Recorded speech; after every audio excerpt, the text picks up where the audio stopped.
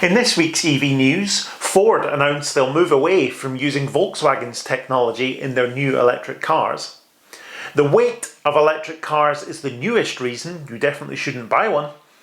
Tesla delight some and disappoint others by slashing prices around the world.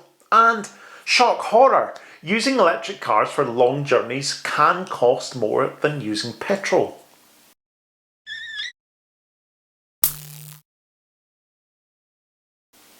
Welcome back to another EV news, and this week I've got some hotly debated topics as well as some you might not have heard of. As always, click that like button, and if you're new here, make sure that you subscribe to the channel so that you don't miss out on the next one. First up this week, and we're talking about Ford and their move to cut dependence on Volkswagen's technology for their new electric cars. Their partnership's first joint project was self-driving commercial vehicles, a project which was later cancelled, but their joint development of cars was thought to be continuing. In the next couple of years, Ford are planning to launch 2 cars using Volkswagen's MEB platform, the underpinning for cars like the ID3 and ID4, and including assembly of VW source batteries. However, after 2024, they are expected to switch to their own in-house developed system that's being engineered in the US, something which seems to have been confirmed by their head of electric vehicles in Europe, Martin Sander. He went on to say, "We are exploring all kinds of opportunities. How far can we go? What kind of segments can we cover with this?" Adding, "It has no kind of integration with Volkswagen. It is very versatile and very capable." It seems that the final decision on Ford and VW's future is yet to be made, but Ford remain open to future collaborations, even if the use of the MEB platform is going to be far more limited than was originally predicted. Now, it seems a little odd to me really that Ford are yet to even sell any of these models that they're going to collaborate with VW on and platform share on, but they're already looking to phase it out. And while they may still be open to future partnerships and haven't completely ruled that out, I do think it represents a huge blow for this idea that some people have that EV manufacturers are going to pool resources and they're going to share technology. A lot of people seem to think that this is the way forward, but I think this example of platform sharing coming to an end before it's even really started suggests that the big car manufacturers just aren't going to do that and that they have other ideas. We want to see manufacturers try to bring their own innovations to the party and develop their own platforms, or would we rather that they actually focused on actually building cars, shipping cars, meeting demand, and therefore a bit of collaboration on the tech isn't that big a deal? Well, there's bound to be many different opinions on that, so do let me know what you think in the comments. Next up, I've heard the vast majority of red-hot anti-EV takes and reasons you shouldn't buy one, but this one manages to both be new and still quite ridiculous, so I thought it was worth highlighting. Apparently, fat EVs are likely to cause more death on our roads. So, how did the US National Transportation Safety Board come to that conclusion then, I hear you ask? Well, they've basically cited that a number of large EVs like the Mustang Mach-E, the humongous GMC Hummer EV and the Volvo XC40 are all much heavier than their gas-guzzling counterparts. So while we may be addressing emissions, their chair has also stated that we have to be careful that we aren't also creating unintended consequences or more death on our roads. Now, there's no getting away from the fact that a heavier car has the potential to do more damage in the event of a crash. But the United States isn't exactly known for small, compact, lightweight cars, is it? No matter what powers them. They have been putting increasingly large and heavy vehicles on the road long before electric cars were on the scene. So this American obsession with driving something the size of a small country is more likely to blame for any increase in deaths because of big vehicles over the fact that EVs might weigh a little bit more. I'll be interested to know your thoughts on this one, but this feels to me much more like we, or should I say Americans, are obsessed with buying ridiculously large cars problem rather than a EVs are too heavy and will kill people issue. What I will say though is that we desperately do need more small, lightweight electric cars. There's absolutely no doubt about that. But manufacturers at the end of the day are going to continue to build and sell what the market demands and ultimately what is profitable for them. So if we continue to line up in droves to buy pickups and SUVs, then that's what they're going to make, isn't it? Let's be honest. Let me know what you think in the comments though. Will increasingly large EVs cause more death on our roads? I'm not so sure. Now the big one that I'm sure you're all here for. Tesla have slashed prices across their range globally. Up to 20% discount in some instances. And this is a move which is seen as an aggressive effort to challenge their rivals. Now this goes very much against Tesla's previous strategy over the past few years where, like most EV manufacturers, their new orders and therefore demand are massively outstripping their supply, so why would you reduce prices?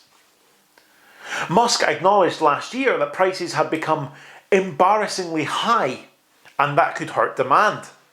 It seems that they have taken the move to open up their cars to a wider audience and sustain growth to recover after the stock price has had its worst year since the company's inception. As we exit what has been a turbulent year of supply chain disruptions, we have observed a normalisation of some of the cost inflation, giving us the confidence to pass these through to our customers, is the formal line coming out of the company. In the UK, this means that an entry-level rear-wheel drive Tesla Model Y will now cost you £44,990, a price drop of £7,000 that sees it undercut the likes of the Kia EV6. And it puts serious price pressure on a lot of other manufacturers who are playing at this sort of price range. I'm sure it will sway a number of buyers towards the Model Y, especially once this new pricing filters through to leasing companies for those company car drivers where the price of leasing is a direct reason either why that's the car you'll be able to get or not, or your personal contribution might be a bit lower if the lease is cheaper. How has the news been taken though? Well, some people are absolutely delighted, of course. Those about to place an order, or those with an order that's not been delivered yet, where Tesla are adjusting the prices to reflect this new pricing, well, they'll be absolutely thrilled, won't they? You've learned that you just saved a bunch of money. Nobody's going to argue with that. Might I remind you, though, of those record-beating sales in December that we featured in the first video of the year. 10,644 Tesla Model Y and 5,704 Model 3 were sold just a month ago at those old prices, which means there'll be more than a few people a little bit annoyed, both that they've overpaid and that their cars are instantly worth significantly less than they paid for them in the course of a month. This attitude reflects across the world, where there was even protests in China when the price drop was announced. A significant number of customers are very upset about this, it seems. Used prices are, of course, also taking a tumble. We are at a point where used cars on the market were being sold for more than the new list prices, so of course there's going to be a correction there. It's very bad news if you were recently thinking about selling and you're now facing a lower valuation, but it's potentially good news, I suppose, if you want to buy a used Tesla in the future and want that to be a little bit cheaper. Such dramatic changes to these prices of new cars is a very interesting strategy though. Crashing the used market overnight isn't the typical play for most car manufacturers, but then I'm sure, as you'll tell me, Tesla aren't most car manufacturers. I do think some people have been a little bit unrealistic about depreciation and used values though, because whilst nobody would ever expect to effectively see, double-digit depreciation overnight because the manufacturer has slashed the cost of a new car, equally EV prices for any make and any model have been massively overinflated over the past couple of years because of supply shortages and the high demand. So, I think a correction was always going to happen, wasn't it? Cars do depreciate over time, and that's not going to change just because they use a different fuel type. I think it's absolutely bonkers to think that someone is going to continue to want to pay nearly the same as a brand new vehicle for one that's a year old, 2 years old, or whatever. That's never going to be sustainable in a million years because people will always choose new given the choice. And I think if you're one of the people that were banking on it, these crazy residuals being the case, I think there's a few more surprises to come in the used EV market. I don't think this will be the last correction of prices for EVs, not just including Tesla, and I am certain of that. And finally, shock horror. It is expensive to use rapid chargers. In a style that seems to be rather prolific at the moment, the Telegraph is reporting that electric cars are now more costly than petrol for long journeys. I mean, what they've done here, they've used the usual type of analysis from the RAC, and they've come to the conclusion that it's £10 more expensive for a typical long journey in an EV than it is in a petrol car. So they've concluded that at an average of 70.32 pence per kilowatt hour, driving 484 miles charging on the public network costs £92.69 in the typical EV, whereas filling up with petrol would cost £83.03. Now, in fairness to them, they've actually been reasonably reasonable with the averages here, so about 3.6 miles per kilowatt hour. I think that's fairly representative of a typical EV. Yeah, there are some more efficient ones out there, but... And then the petrol costs, I think they equate to about 40 miles to the gallon roughly, which is achievable in a lot of different models, so I don't have particular issue with that, and that's usually where these studies fall down. But what I have got a problem with is these figures will undoubtedly be quoted by all and sundry, completely out of context, repeatedly, to demonstrate that, oh, it's suddenly super expensive to use an EV and you should definitely switch back to petrol or diesel, completely ignoring the fact that the first couple of hundred miles of those journeys in the vast majority of modern EVs would be carried out with energy that you've bought at home for a far lower price. Now, I know that not everyone has access to home charging, but quite frankly, at the moment, with the way things are, I struggle to believe that there's anything more than a tiny minority of EV owners without access to home charging that are regularly making 484-mile journeys. Let's be realistic. I know you'll shoot me down in the comments for saying that. And I know that, you have never had a home charger and you drive from John O'Groats to Land's End every day in your EV and it's absolutely fine and it's cheap as chips, but let's be realistic. That's not to say, though, that things need to improve. We cannot expect people without home charging to switch to an EV if it is going to actually be more expensive than petrol or diesel for them to run an EV, because that's just not going to happen.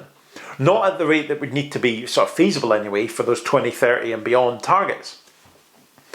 Urgent action is definitely required to bring down the cost of public charging. And cutting the VAT rate to 5% to match that of domestic electricity would definitely go a long way in helping with that. But I said it in the last video and I'll say it again, I would also like to see more dynamic pricing that would allow people to take advantage of cheaper off-peak rates on the public networks.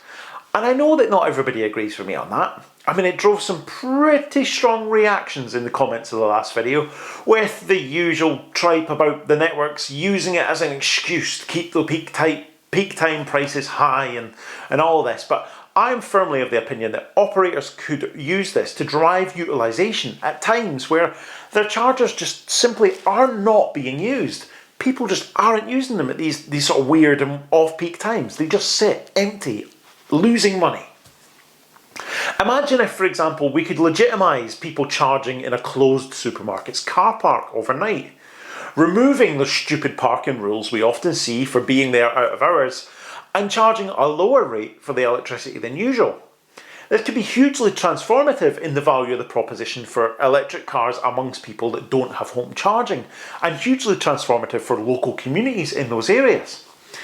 It just takes owners or operators to be a bit forward thinking and start actually offering it. I mean, you're not even talking about something that would need investment. You just need to change some processes so that you're allowed to park here overnight and the charging's slightly cheaper.